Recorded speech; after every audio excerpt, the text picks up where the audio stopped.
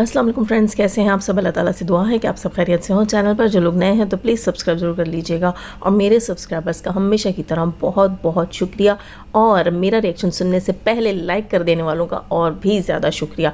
और जो नए हैं जिन्होंने सब्सक्राइब नहीं कर रखा था और आज ही सब्सक्राइब किया उनके लिए तो स्पेशल शुक्रिया। खैर दोस्तों, बात करते हैं मज़े के रिएक्शन की और रिएक्शन आपने एंड तक वॉच करना है। दोस्तों, डीडी भाई अपने कंट्रोवर्सी जो की तो घसीटते चले जा रहे हैं और डीडी भाई से जैसे कि पुरजोश तरीके से हमने इसरार किया था कि जो इल्ज़ामात आपने वर्दा के ऊपर लगाए हैं उनके कुछ प्रूफ्स तो होंगे आपके पास यकीनन, अगर वो सच है तो आप प्रूफ सामने लेकर आए। लेकिन डीडी भाई ने प्रूफ सामने लाने से इनकार कर दिया, साथ ही इंकिशाफ किया कि वर्दा के ही ग्रुप में से ये चीज़ें लीक हुई हैं और वर्दा के ग्रुप की ही कोई मेंबर है जो कि डीडी भाई तक ये बात पहुंचाती है। सबसे पहले तो मैं यहाँ ये बात कहूँगी, आप सबको याद होगा कि ग्रुप खेलने वाली कहानी हेटर्स में थी और हम सपोर्टर्स ने हमेशा इस बात को मना किया था कि ग्रुपिंग नहीं होनी चाहिए और हम आपस में ग्रुप्स इसीलिए नहीं बनाते कि देखो फिर ग्रुप के नाम पर कोई कुछ भी कह दे और हमें फिर अक्सर यकीन करना भी पड़ता है। और मैं तो ज़्यादातर नहीं भी करती, क्योंकि देखिए हर चीज़ का पॉजिटिव नेगेटिव दोनों तरह का इम्पैक्ट होता है। हमें नहीं पता होता कि भाई अगले की बात का मतलब क्या है, अगले ने आया सच में बात की है या नहीं की। तो डीडी भाई 100% इम्कान था कि आप सबूत नहीं लाएंगे। जी, जब आप सबूत नहीं लाते हैं तो फिर आप झूठे साबित हो जाते हैं। हमने आपसे बंदी का नाम तो पूछा ही नहीं था, बंदी का नाम तो मांगा ही नहीं था, हमने तो हिस्ट्री मांगी थी। वो हिस्ट्री आप हमें दिखा देते, चैट की सूरत में, किसी भी सूरत में आपके पास चीज़ें थी तो आपको पता होता तो आप वो दिखा देते। जब आप ये कह रहे हैं कि आप दिखा ही नहीं सकते तो फिर आपकी बात का ट्रस्ट कैसे कर लिया जाए। क्योंकि दोस्तों ये मामूली कोई बात नहीं है, ये हम लोगों की आपस की कोई इन्फो की बात नहीं है, ये बात है सपोर्टर्स के बीच में दरार डालने की। देखिए इस तरह की बहुत सारी चीज़ें मुझे वक्तन फ़वक्तन मिलती रही हैं, ये पहली बार नहीं है जो डीडी ने ये बात बोल दी है। मतलब डीडी ने फर्स्ट टाइम आकर ही बोला होगा, वर्दा से बेजार होकर या तंग आकर या जैसे भी आजकल वो वर्दा के ख़िलाफ़ हुए हैं इस तरह उन्होंने बोल दिया होगा। लेकिन वक्तन फ़वक्तन ऐसी चीज़ें गाहे बगाहे सपोर्टर से रिलेटेड मुझे मिलती रहती हैं कि भाई फ़लाँ जो है सपोर्टर वो आपकी लैग पुलिंग के लिए कोशिश कर रहा है, फ़लाँ जो है वो फ़लाँ यूट्यूबर आप समेत जो है उनकी लैग पुलिंग की कोशिश कर रहा है। यहाँ तक इन्फो मिलती रही है दोस्तों के सपोर्टर्स के अंदर आगे भागने की दौड़ें जो हैं वो उसके से रिलेटेड जो है वो चीज़ें की जा रही हैं। ये कहा जाता है कि फ़लाँ के चैनल को पीछे छोड़ देना है, फ़लाँ का पत्ता साफ़ करना है, फ़लाँ जो है वो हमारे हिस्से के व्यूज़ ले जाते हैं और हमें जो है उनको मार्केट से निकालना है, ब्ला ब्ला ब्ला बहुत सारी चीज़ें। लेकिन हमारा ये ईमान है, ये यकीन है सबसे पहले कि रिस्क जो है वो अल्लाह ताला की ज़ात देती है और इज़्ज़त, ज़िल्लत, दौलत, सब कुछ जब सांसें अल्लाह के हाथ में है तो फिर सब कुछ अल्लाह के हाथ में है। और दूसरी चीज़ मैं ये बता दूं कि मैं कभी इस चीज़ पे इस तरह ट्रस्ट नहीं करती हूँ, क्योंकि मैं यही सोचती हूँ हो सकता है कि हमें मिसगाइड किया जा रहा हो सकता है हो कुछ और, अंदर खाने बात कुछ और हो और यहाँ पर बात कुछ और दिखाई जा रही हो। क्योंकि जब एक बंदी का नाम लेकर हमें कुछ लोग इन्फो देते हैं, जो इन्फो देने वाले होते हैं उसी बंदी का नाम लेकर हमें कुछ और लोग कुछ और ही इन्फो दे देते हैं। तो फिर आप मुझे बताइए कि बंदा यकीन करे तो किस पर करे? हम तक इन्फो लाने वाले पर यकीन करे या हम तक इन्फो लाने वाले की इन्फो लाने पे बंदा यकीन करे? तो इसीलिए मैंने सिंपल बात की थी कि आप प्रूफ्स ले आए, लेकिन प्रूफ्स लाने में डीडी भाई नाकाम हो गए। अब ये कहना कि मैंने अगली के साथ वादा लिया है, बच्चों की कस्में खाई हैं, ये अलग चीज़ है। हमने तो आपसे कहा ही नहीं था कि आप डिस्क्लोज़ करें, आप बंदे को डिस्क्लोज़ करें। अच्छा, दूसरी चीज़ ये है कि हाजरा के बारे में भी डीडी ने बात की थी कि मैं बताऊंगा हाजरा कौन है और फिर उस बात को गोल कर गए। खैर, तो डीडी से यही उम्मीद थी कि डीडी ने सबको चकमा देना है, सबका वक्त ज़ाया करना है, वही डीडी ने किया। जब पहले मुझे इस किस्म की इन्फोज मिली थी तो मैंने ये सोचा था कि यार ये क्या हो रहा है, बहुत अजीब लगा मुझे। अच्छा, जब सेकंड टाइम मुझे इन्फो मिली तो मैंने ये सोचा कि शायद, क्योंकि काफ़ी सारे लोगों से रिलेटेड इन्फो थी वो, तो मैंने ये सोचा कि शायद उस बंदी को आदत है, और कुछ लोगों को आदत होती है ना गीबत की या चुगलियों की या दूसरों के लिए बस इधर से बात उठाई उधर करने की। तो मैंने सोचा शायद कोई औरत है और आदत से मजबूर है। लेकिन जब उसके बाद इन्फो देने वाली की इन्फो मुझे मिलने लगी तो मैंने कहा कि यकीन नहीं करना चाहिए कि आया इसने जो इन्फो दी थी वो सही थी भी कि नहीं। और अगर यकीन कर भी लें तो क्या फ़ायदा, मुझे नहीं लगता।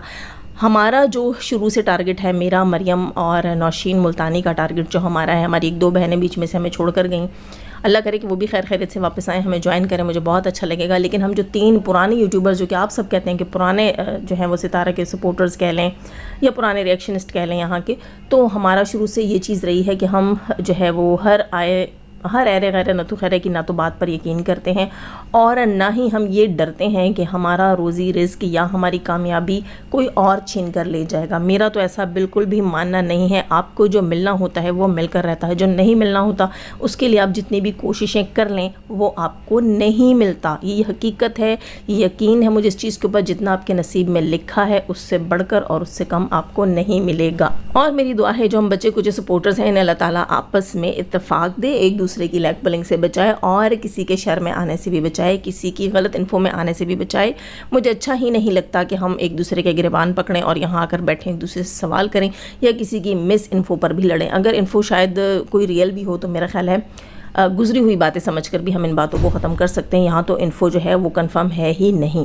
खैर कई बार कई बातें मिली हैं, अब कोशिश करते हैं, दुआ करते हैं कि आइंदा ऐसी चीज़ें ना मिलें, आइंदा ऐसी चीज़ें ना हों और इन चीज़ों को पीछे छोड़कर आगे बढ़ते हैं। मरियम का रिएक्शन बहुत ज़बरदस्त था। डीडी से रिलेटेड मरियम ने जो बात की है मैं उससे मुत्तफ़िक हूँ। मरियम का कहना ये था कि अगर हम इस बात को बहुत ज़्यादा करेंगे, जैसे कि मैं सदमा बाजी के जो है वो केस में ये कहती थी सदमा को कि इतना मत अपने हस्बैंड को घसीटो कि एक दिन वो तुम्हारे सामने बैठकर गंदे करतूत करे और तुम कुछ भी ना कर सको। यहाँ पर मरियम फहद का कहना ये था कि डीडी को इतना भी ट्रॉल मत करो कि उसने जो करना है वो तुम्हारे मत्थे लगा कर ले। और बिल्कुल सही, 100% मैं जो है वो मरियम की इस बात को सेकंड करूँगी और मैं इत्तेफाक करूँगी मरियम की इस बात के साथ। वाकई हमें ये चीज़ ज़रूर सोच लेनी चाहिए कि एक बंदे के लिए हम रास्ते आसान ना कर दें। कल वो कहीं जिसको टारगेट कर रहा है उसी को टारगेट कर कर या किसी और को टारगेट कर कर ये ना कहे कि भाई इस बंदी ने मुझे उन खट्टी मीठी, वैसे नाम अच्छा रखा है मरियम ने, खट्टी मीठी आंखों वालियों के साथ जो है जोड़कर रिलेट करके उनको इतना बदनाम किया, मुझे इतना ट्रॉल किया, तो अब हाल यही है कि मैं इससे निकाह कर लूँ।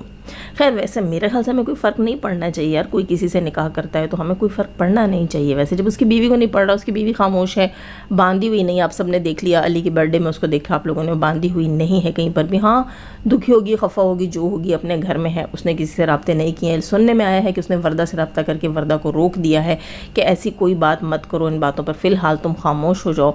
और वर्दा भी खामोश होगी और वर्दा का कहना ये था कि जब तुम्हारी बीवी कहेगी तो मैं आकर यहाँ सबूत रखूँगी, बातें रखूँगी। और मेरे ख्याल से कि उसकी बीवी कभी भी नहीं कहेगी, क्योंकि हमारे यहाँ बीवियाँ नहीं कहती हैं और चुप ही रहती हैं, जैसे कि सितारा चुप ही रही। और ये भी हो सकता है कि डीडी ने बीवी को सितारा की तरह वायरल हो जाने का लालच दिया हो। जी दोस्तों, अब आपको बहुत कुछ देखने को मिल सकता है, बस ज़हनी तौर पर ख़ुद को तैयार रखिएगा। जैसे मरियम ने कहा कि सारा मलबा किसी सपोर्टर के ऊपर डालकर या सारे ही सपोर्टर्स के ऊपर डालकर अपनी मनमानी करेगा, जो सोच रखा है वो करेगा। और इसने कहीं ना कहीं फ़ातिमा को भी बहला लिया होगा कि मेरी जान नोटों की बारिश होगी और देखो सितारा ने ये हासिल कर लिया, वो हासिल कर लिया। बस थोड़ा सा सितारा की तरह दुखी हो जाना, दुनिया को शो करवाना कि तुम दुखी हो। अब मुझे नहीं पता इसमें कितनी क्या रियलिटी है, बस ये मेरी पर्सनल थॉट है कि ये ऐसा है। लेकिन यहाँ मैं डीडी भाई से यही कहूँगी कि डीडी भाई कोई भी बेवकूफ़ी करने से पहले सोच लेना कि ये ना हो कि अगले हालों भी चला जाएं, ये भी सोच लेना, ठीक है। ज़रूरी नहीं होती कि हर कंट्रोवर्सी आपको कामयाबी देख कर जाए। खैर थोड़ी सी यहाँ बात ऐड करूँगी सितारा के आज के व्लॉग से रिलेटेड। बड़ा ही मज़ा आया। सितारा ने घर की सेटिंग शुरू कर दी है, अपने घर का लाउंज जो है उसने सेट किया। बहुत खुशी हो रही है, इतनी खुशी थी उसको कि उसने जल्दी से अपने पोशिश का कवर भी चेंज करवाया, मैच मारने की कोशिश की है। शायद उसने लाउंज में ही रखना है, इसलिए उसने सोचा कि ग्रीन के साथ कुछ ऐसा किया जाए, इसके साथ के मैचिंग हो जाए। चलो अच्छा लगेगा शायद रखे हुए मैचिंग में, ग्रीन के साथ गोल्डन अच्छा लगेगा। कर्टन्स के साथ उसने उसको मैच करने की कोशिश की है। बड़ा दिल लगा रही है सितारा वहाँ पर। और सितारा की बातें बहुत अच्छी लगी। सितारा का कहना ये था कि उसके सर के ऊपर एक बोझ सा, एक टेंशन सी रहती थी और यही बात उसके चचा ने कहा कि एक बोझ सा रहता था वहाँ पर सर के ऊपर, और अब यहाँ वैसा कुछ नहीं है। वाकई यहाँ की वहाँ की आबो हवा में जो है वो फ़र्क है और फ़र्क होता है। यहाँ की आबो हवा थोड़ी हल्की है और इंसान को फ़्रेश फील करवाती है। खैर मरियम जो है, मरियम के लिए सॉरी, सितारा जो है अपनी फैमिली के साथ वॉक पर भी गई हैं, रात में जाके वॉक की है, पार्क में बैठी हैं, अच्छा फील कर रही थी। कह रही थी कि फ़ातिमा की शादी तक हो सकता है इस वॉक से मैं स्मार्ट हो जाऊँ, थोड़ा मेरा वेट कम हो जाए। और वाकई जनाब, जब खुशी होती है तो वेट बढ़ता है सितारा, तो वॉक नहीं छोड़नी है। खुशी के साथ साथ आपने वॉक भी रखनी है। खुशी से याद आया सितारा की खुशी भी हॉस्पिटलाइज्ड हो गई है, एडमिट है, अल्लाह करे जल्दी से ठीक हो जाए।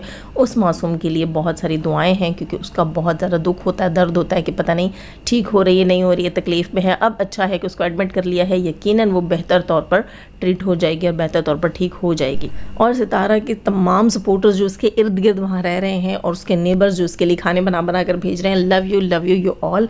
आप सब उसका इतना अच्छे से वेलकम कर रहे हैं, इतना उसको अपनायत दे रहे हैं, उसको लग ही नहीं रहा कि वो किसी अनजान शहर में फ़र्स्ट टाइम जाकर रह रही है। बहुत ज़्यादा इसलिए वो खुश है कि उसको प्यार मिल रहा है उसके लोकेलिटी से, उसके नेबर्स से, उसको सपोर्टर्स हैं, उसके नेबर्स हैं, वो उसको प्यार दे रहे हैं, उसको मान दे रहे हैं, इज़्ज़त दे रहे हैं। तो इससे लग रहा है कि सितारा जो है वो वहाँ पर ज़्यादा खुश इसीलिए है। खैर अपने घर के जो है वो गैराज को भी देखकर खुश थी, कह रही थी कि गाड़ी अंदर आ जाती है। साजिद भाई भी इस बात पे बहुत मुतमईन थे, खुश थे कि गाड़ी आ जाती है अंदर, बच्चों की साइकिल्स आ जाती हैं। तो अच्छी बात है, बहुत अच्छी बात है जब आप कहीं कोई फ़ैसला लें और आपको वहाँ पॉजिटिविटी मिले और फील भी हो, तो उससे बढ़कर खुशी की और क्या बात हो सकती है। थोड़ी सी यहाँ बात करूँगी घुन्नी मेसनी नैनू की। और नैनू ने हमेशा की तरह ड्रामा किया। ड्रामा क्या किया, कभी कहती हैं कि गिफ्ट लेना याद नहीं रहा दोस्तों के बर्थडेज़ के ऊपर, कभी क्या कहती हैं और कभी क्या कहती हैं। कभी गिफ्ट इसने सही से दिखाया ही नहीं है कि मुफ्त खोरी जब दूसरों की सालगिरह में जाती है, बर्थडेज़ में जाती है, तो देती ही क्या है, अपने सगे भतीजे की बर्थडे का लिफाफा एनवेलप जी घर पर भूल कर चली गई।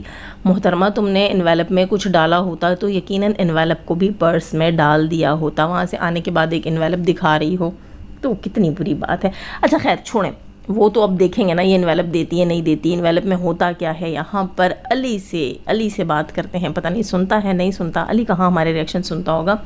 लेकिन अली आपने जब नीनू आपको लिफाफा देगी तो आपने घर जाके खोल कर दिखाना है भाई नीनू ने आपको क्या दिया, कुछ दिया भी है या आवाम को चे बना गई है। खैर नीनू जो है जब वो दिखा रही थी इनवेलप के भाई ये घर में छूट गए हैं, आपने नीनू के नाखून तो देखे होंगे। अक्सर अपने नेल्स के बारे में कहती है कि भाई ये मैं जो है अपने हस्बैंड के बालों में कलर करती हूँ तो इसलिए मेरे नेल्स में कलर आ जाता है। लेकिन दोस्तों इसके थंब में कलर नहीं था। जब कलर की बात हो तो मेरे ख्याल से थंब में भी आता होगा, थंब के साथ वाली फिंगर में भी आता होगा। नहीं, इसकी जो है बाकी की फिंगर्स गंदी थी और शुरू की फिंगर्स गंदी नहीं थी, नेल्स गंदे थे। ठीक है, तो नीनू सफाई का ख्याल रखा करो। ठीक है, मासियों की तरह सिर्फ मुंह पे पोछा मार के मेकअप करके बाहर मत चली जाया करो। बहुत गंदी लग रही होती हो, पता नहीं क्यों गंदी लग रही होती हो, और बाहर जा के बाहर से वॉश करवाती हूँ, कहती हूँ मैंने नहा लिया, पता नहीं फ्रेश क्यों नहीं लग रही होती। थोड़ी सी फ्रेश लगनी चाहिए। इतना सारा मेकअप थोप लेने से बंदा फ्रेश नहीं लगता। थोड़ी सी फ्रेश लगो कि तुम्हारा व्लॉग देखने का दिल करे। गंदी क्यों लग रही होती हो, मैली लग रही होती है। ऐसा लगता है बस मैले मुंह के ऊपर तुमने स्प्रे मारा है के गुलाब का, रोज़ वाटर का, और उसको पोछा मारा उसके ऊपर, और उसके ऊपर बहुत सारी बेस थोपी, मेकअप किया, चली गई। तुम्हारे नेल्स, तुम्हारे पाँव वैसे के वैसे मासियों की तरह होते हैं। प्लीज़ सॉरी, नाराज़ नहीं होना मासियों की तरह इस तरह कि तुम सफाई का ख्याल नहीं रखती हो अपना। और तुम्हारे घर में जो मुर्गी खाना खुला हुआ उसकी वजह से काफ़ी दिन से मैंने तुम्हारे ब्लॉग्स देखे हैं। अपने घर का मुर्गी खाना साफ़ करो, तभी तुम्हारी कैट भी बीमार हो जाती है और कैट की वजह से फिर तुम गंदी भी बीमार हो जाती हो, क्योंकि सफाई नहीं है, गंदगियाँ बनाई हुई होती हैं। बंद घरों में कौन पेट्स पालता है, ख़ास तौर पर किचन में रख देती हो तुम उनको। खैर दोस्तों, सब्सक्राइब कीजिएगा, नए हैं तो लाइक कीजिएगा। जाने से पहले हमेशा की तरह दुआ अल्लाह ताला हमें आसानियाँ अता फरमाए, आसानियाँ बांटने की तौफीक अता फरमाए, और शैतान सिर्फ तो मर्दों औरतों से रखे। हमें, हमारे चैनल, हमारे पैनल, हमारी फैमिली, हमारी कंट्री को महफूज आमीन सुमा आमीन। अपना बहुत सारा ख्याल रखिएगा, दुआ में याद रखिएगा। अल्लाह हाफिज़।